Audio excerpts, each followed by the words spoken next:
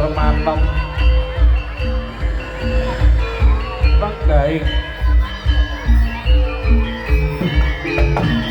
lereping kekayonan kang ngawontenaken sakjroning dalem mriku matilake penggaing mungsan pujangga saking sinar budaya apa-apa kang sampun lumebet wonten sajroning sagara pamuja tinetya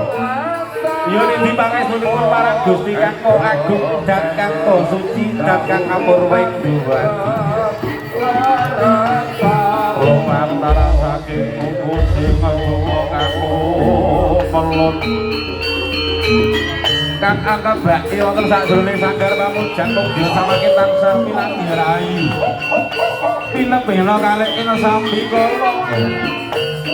anjing grehake sedaya kang badhe kanggo bebalang bebasan ilu-ilu banget pati nenek-nenekan uga sapilu galate ger mendung putih padha nyisih mendung meneng padha menengan mendung abang padha nyimpang ya ben wae ari rutining raraning angin kang suribrit-brit kang ingsun tujangan ngatur mangke wonten sajroning grana mugya samangke penggawe Gusti kang Gusti kang Maha Kawasa kasune dipangepunipun pilebela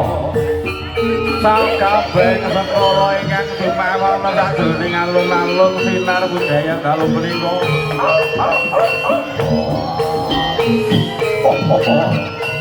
maneka warna wujude lan uga maneka warna cacahe